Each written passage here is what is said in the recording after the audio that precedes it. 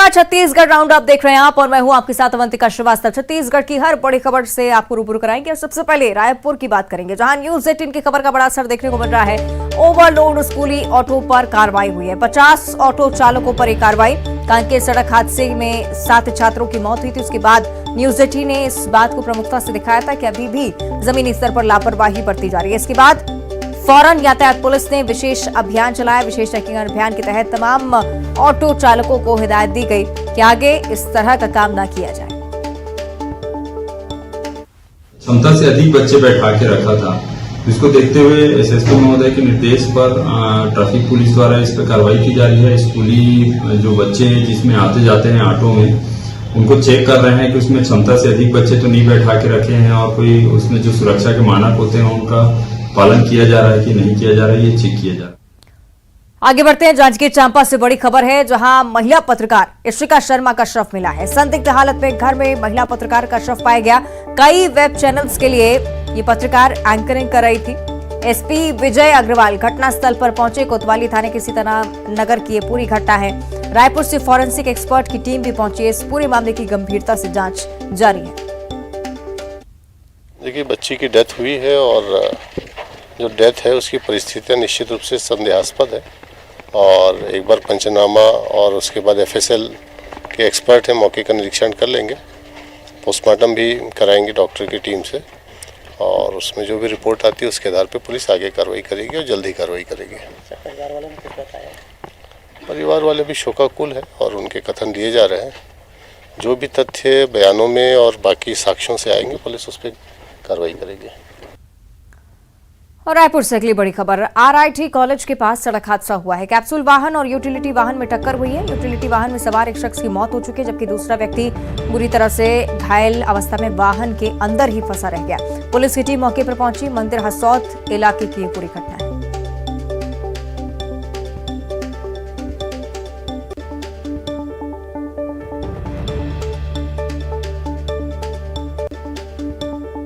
और अगली बड़ी खबर जांजगीर चांपा से, शादी समारोह में हर्ष फायरिंग हुई है। रिवॉल्वर से हर्ष फायरिंग का वीडियो सोशल मीडिया पर लगातार वायरल हो रहा है। महिलाएं भी हर्ष फायर करती हुई नजर आ रही हैं। फायरिंग करते हुए पूरा परिवार नजर आया है। कांग्रेस नेता की बेटी की सगाई का कार्यक्रम था। जांजगीर एसपी ने अब इस वीडियो को लेकर जांच के आदेश जारी किए। कांग्रेसी तो जैसे कानून व्यवस्था को अपने जूते की नोक पर रखते हैं। अभी आपने जैसा बता रहे हैं कि जांजगीर में जिला उपाध्यक्ष ने अपने घर की शादी में हवाई फायरिंग की। पूरा परिवार इसमें सम्मिलित रहा और दुस्साहस देखिए कि उस फायरिंग की घटना को बकायदा सोशल मीडिया पर डाल के जारी करते हैं। ये क्या समझते हैं कि क्या कानून व्यवस्था इनकी जेब में है, इनकी बांदी बनकर रखेगी? ये इनके इन्हीं कांग्रेसियों के इन्हीं रवैये के कारण प्रदेश में अपराध अपने चरम पर है। हत्या, बलात्कार, लूट खसोट, इसमें पूरे देश में दूसरे नंबर पर हम हैं। खुले आम अपराध यहाँ पे हो रहे हैं। ऐसा लग रहा है जैसे अपराध की फ्रेंचाइजी बढ़ रही है। आप देख रहे हैं किस तरह से ये तस्वीरें सामने आई। उसके बाद से ही विपक्ष भी हमलावर कानून व्यवस्था को लेकर, लेकिन निश्चित तौर पर गंभीर तस्वीरें हैं कि हर्ष फायरिंग भले ही आम व्यक्ति की तरफ से की जाए या फिर कोई राजनीतिक परिवार हो, जरूरी है कि कार्रवाई इस मामले में हो। तो सोशल मीडिया पर लगातार वीडियो वायरल हो रहा है। साथ ही साथ बड़ी बात यह कि जांजगीर एसपी ने इस पूरे मामले में जांच के आदेश जारी कर दिए हैं। हो सकता है कि आगे जाकर सख्त कार्रवाई हो। हालांकि इस कानून में सख्ती लाने की बहुत ज्यादा जरूरत, क्योंकि इस तरह के मामले लगातार बढ़ते जा रहे हैं। आए दिन इस तरह की घटनाएं सामने आती हैं और जब इस बार सगाई समारोह का जो वीडियो है कांग्रेस नेता के बेटे की सगाई के दौरान सामने आया, इसलिए विपक्ष को एक और मौका मिला कानून व्यवस्था पर सवाल उठाने का। और अब दुर्ग से बड़ी खबर है, करोड़ों की चोरी का मास्टरमाइंड गिरफ्तार हो चुका है। दुर्ग पुलिस ने आरोपी को गोवा से गिरफ्तार किया है। 3 किलो सोना और 25 किलो चांदी के जेवरात इसके हवाले से जब्त किए गए हैं। दुर्ग एसपी अभिषेक पल्लव ने इस पूरे मामले का खुलासा किया। आरोपी अक्षय भैसारे के खिलाफ नागपुर में 41 केस दर्ज है। करीब 2 करोड़ 25 लाख का सोना चांदी का सामान बरामद हुआ है। दुर्ग के आदर्श नगर में 5 फरवरी की रात को चोरी हुई थी। पीड़ित पूर्व मंत्री बृजमोहन अग्रवाल का ही रिश्तेदार निकला है। सीसीटीवी में पूरी वारदात कैद हुई, जिसके बेसिस पर पुलिस ने कार्रवाई की।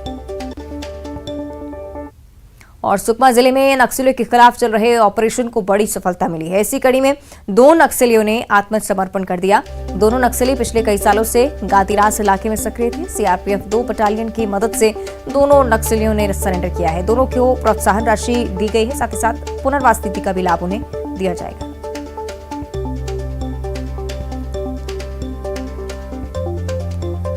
जगदलपुर की नगरनार पुलिस ने एक इंटरस्टेट तस्कर को गिरफ्तार किया है। पुलिस ने उसके पास से भारी मात्रा में गांजे की खेप बरामद की है। पकड़े गए गांजे की कीमत लाखों में बताई जा रही है।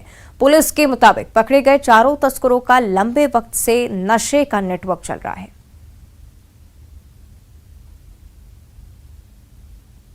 ये थाना नगरनार क्षेत्र के ग्राम धनपुंजी चेक पोस्ट की घटना है, जिसमें मुखबिर से सूचना मिली कि कुछ व्यक्ति ऑटो में अवैध रूप से गांजे का परिवहन कर रहे हैं और जगदलपुर की ओर आ रहे हैं। मुखबिर की सूचना से तत्काल वरिष्ठ अधिकारियों को अवगत कराया गया और मुताबिक निर्देश तत्काल धनपुंजी चेक पोस्ट पर चेकिंग की कार्रवाई की गई।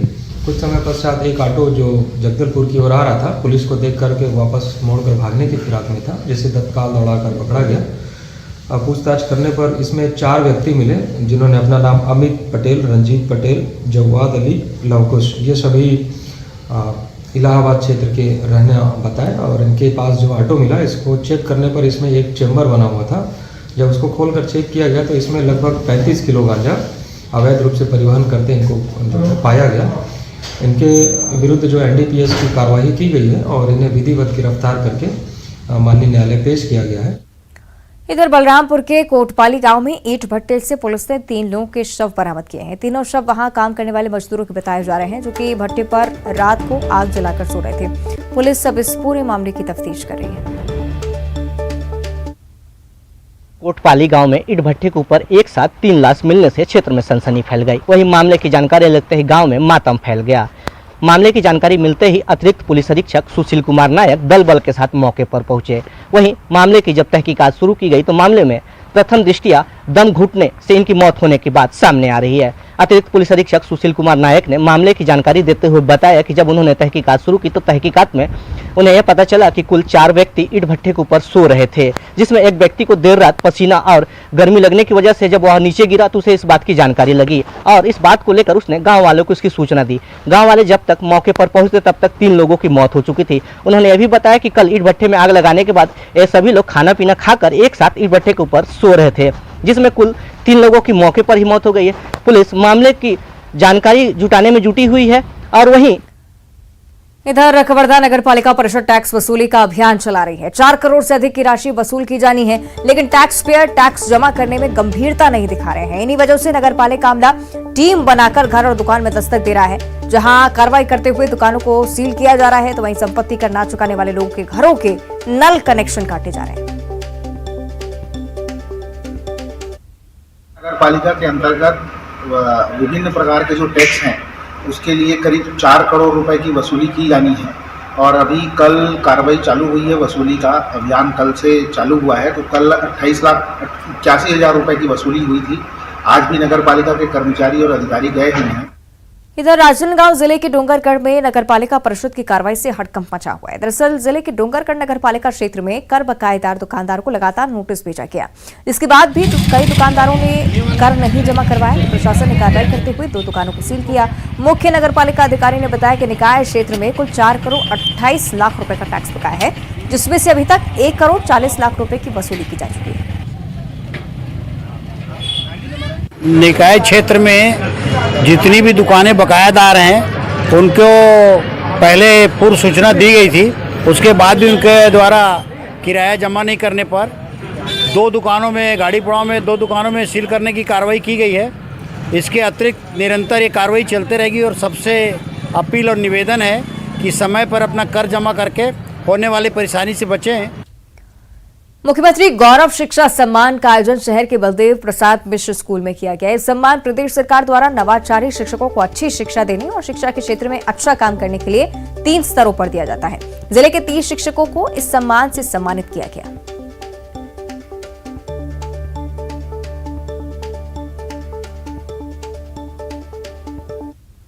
खुशी और गर्व की बात है कि मेरा पढ़ाया हुआ बच्चा इतने अच्छे मार्क्स लेके आया।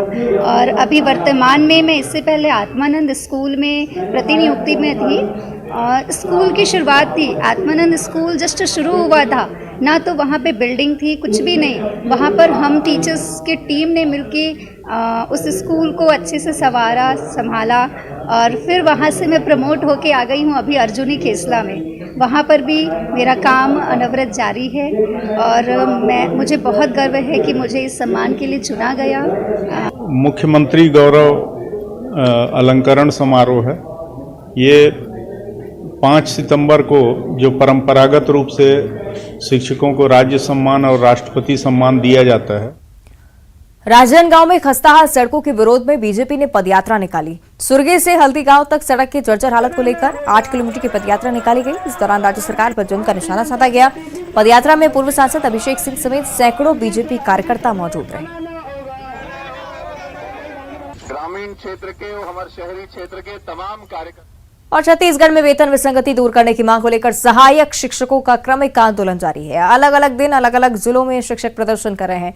इसी कड़ी में आज सहायक शिक्षकों ने धमतरी में प्रदर्शन किया। कोरिया पहुंचे स्कूली शिक्षा मंत्री प्रेमसाय सिंह टेकाम ने हड़ताली शिक्षकों से स्कूल लौटने की अपील की। उन्होंने कहा कि अभी बच्चों की पढ़ाई का समय है, छात्रों का भविष्य आपके हाथ में है, लिहाजा स्कूल वापस जाएं।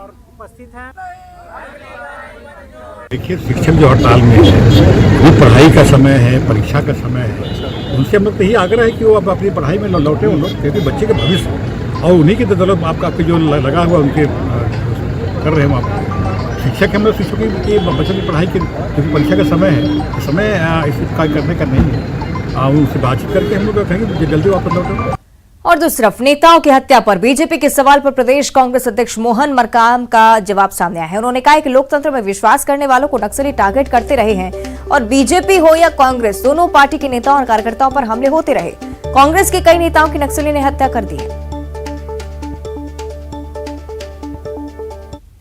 करने वाले चाहे कांग्रेस के कार्यकर्ता हो या भारतीय जनता पार्टी के कार्यकर्ता हो, नक्सली हमेशा टारगेट करते रहे हैं। कांग्रेस के भी कई कार्यकर्ताओं को नक्सलियों ने टारगेट किया है। जो घटनाएं घटी है उसकी मैं निंदा करता हूं और ऐसी घटनाएं नहीं घटना चाहिए थे। हमारी सरकार जो विकास करना चाहती है, शांति, सुरक्षा, विश्वास और विकास के एजेंडे पर जो चल रही है और उन क्षेत्रों का विकास करना चाहती है, नक्सली बौखलाकर ऐसे कायराना हरकत कर रहे थे, इसकी मैं घोर निंदा करता हूं। और दूसरी तरफ सीएम भूपेश बघेल ने बीजेपी नेताओं की हत्या के बाद सुरक्षा को लेकर डीजीपी को निर्देशित किया है। उन्होंने बस्तर में सभी पार्टी के नेताओं की सुरक्षा सुनिश्चित करने को कहा है। मुख्यमंत्री ने कहा कि बस्तर के नेता पुलिस को सूचना देकर दौरा करेंगे।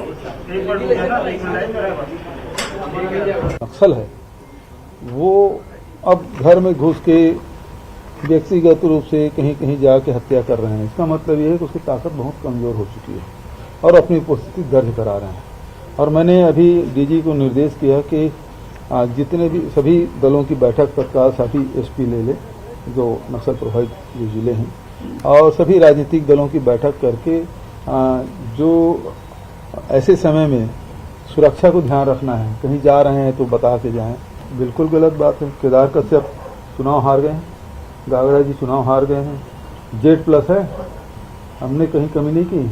रमन सिंह जी की क्या स्थिति है, कभी नक्सल प्रभावित क्षेत्र में जाते भी नहीं और उसकी सुरक्षा देखिए, मुख्यमंत्री से ज्यादा सुरक्षा उनको मिला हुआ है।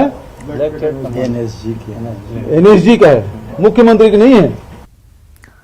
इधर पूर्व मंत्री बृजमोहन अग्रवाल ने प्रदेश में हो रही बीजेपी नेताओं की हत्या को लेकर राज्य सरकार पर निशाना साधा है। उन्होंने कहा है कि राज्य सरकार को अपनी जिम्मेदारी तय करनी होगी।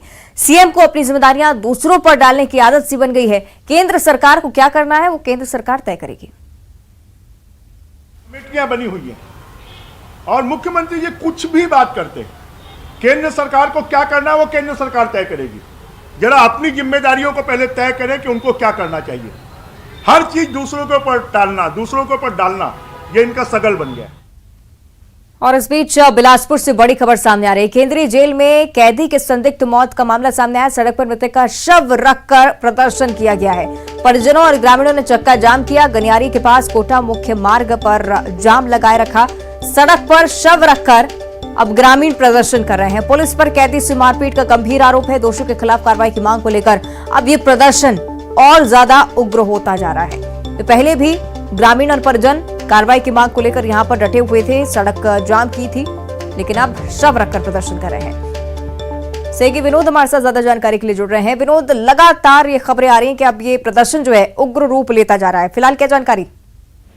देखिए अवंतिका, अभी शहर में कलेक्ट्रेट के पास में इन लोगों के द्वारा चक्का जाम किया जा रहा था। प्रशासन की समझाइश के बाद, पुलिस प्रशासन की समझाइश के बाद ये तमाम लोग मान गए थे और उसके बाद वापस लौट गए थे। लेकिन अब से पहले, कुछ देर पहले जो जानकारी आ रही है कि कोटा जो मार्ग है वहां पर बहुत सारे ग्रामीण बड़ी संख्या में शव को रख करके प्रदर्शन कर रहे हैं और उनकी मांग है कि जो मृतक के परिवार है उनको मुआवजा दिया जाए 50 लाख रुपए और एक व्यक्ति को सरकारी नौकरी दी जाए। और उसी बात को लेकर के चक्का जाम इनका जारी है। बड़ी संख्या में लोग वहां पर मौजूद हैं।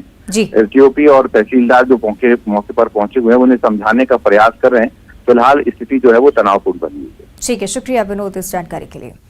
तो आपको बता दें कि अब लगातार ये प्रदर्शन उग्र होता हुआ, लेकिन पुलिस की टीम भी मौके पर पहुंची है, लोगों को समझाइश देने की कोशिश। हालांकि लगातार कार्रवाई की मांग तो की ही जा रही है, साथ ही साथ सरकारी नौकरी देने की भी मांग अब लगातार लोग कर रहे हैं, क्योंकि पुलिस पर मारपीट का आरोप है, इसलिए बेहद ही गंभीर हो जाता है मामला। प्रशासनिक तौर पर कार्रवाई की बात कही जा रही है, जांच की बात कही जा रही है। तस्वीरें भी आपको दिखा देते हैं। ये तस्वीरें बिलासपुर की, जहां शव रखकर ग्रामीणों ने, परिजनों ने प्रदर्शन किया। और इस बीच सुकमा से बड़ी खबर है। नक्सली के मंसूबों को जवानों ने एक बार फिर से नाकाम किया है। सीआरपीएफ जवानों ने आईडी को बरामद किया है। जवानों को नुकसान पहुंचाने के लिए आईडी प्लांट की गई थी। आपको बता दें कि सर्चिंग पर जवान निकले थे और इसी दौरान आईडी यहां से बरामद किया गया। आमतौर पर नक्सली आईडी प्लांट करते हैं जवानों को नुकसान पहुंचाने के लिए, सुरक्षा बलों को नुकसान पहुंचाने के लिए। यहां पर जब जवान निकले तो इस आईडी को डिफ्यूज भी किया गया।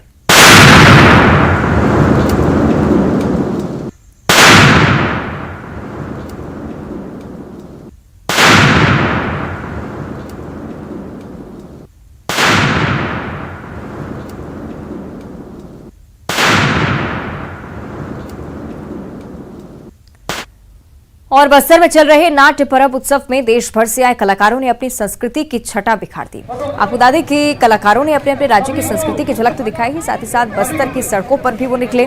जगदलपुर में चल रहे 4 दिवसीय बहुभाषीय नाट्य ड्रामा उत्सव में तस्वीरें सामने तस्वीरें आप देख रहे हैं किस तरह से अलग अलग प्रदेशों के कलाकार एक साथ सड़क पर निकले और जगदलपुर वासियों ने भी अलग अलग संस्कृति, अलग अलग कलाकारों के कल्चर को करीब से देखा। आज हमारा जो ये 4 दिवसीय नाट्य पर्व हम लोग जो कर रहे हैं, ऑल इंडिया ड्रामा कंपटीशन और डांस का फेस्टिवल, इसमें हम लोगों ने आज 7 राज्यों की टीमों को यहाँ बुलाया है और आज हमारा ये तीसरा दिन है। आज रंग जुलूस हम लोग निकाले हैं, इसमें सभी स्टेट की टीमें हैं साथ में और आज भी कम से कम 4 ड्रामा आज कंपटीशन और होने का है। हम ओडिसी डांस करने आए थे और बस्तर उत्सव में हम लोग पहले भी आ चुके हैं और आज भी आए हैं। निशुबिता स्कूल ऑफ ड्रामा हैदराबाद से आए हैं और हमने के माधवन की लिखित स्त्रियों की महाभारत, जो कि हिंदी और उर्दू ट्रांसलेटेड में वर्जन किया है और जो हमने कल परफॉर्म किया था यहाँ पे छत्तीसगढ़ में। ये जो अभियान का बस्तर पर्व 2023 से हम लोग आके बहुत खुशी लगा है और पहले भी हम लोग बहुत बार आ चुके हैं यहाँ पे। ये तो अनोखा पर्व है छत्तीसगढ़ बस्तर में जो जगदलपुर में जो अरेंजमेंट करते हैं बहुत। और अब देखिए 25 सेकंड में खबर। कोरिया के बैकुंठपुर दौरे पर सीएम भूपेश बघेल, सीएम ने रामचंद्र सिंहदेव की प्रतिमा का किया अनावरण। बीजेपी नेताओं की हत्या का मामला लोकसभा में उठा, सांसद अरुण साफ ने सदन में उठाया मामला।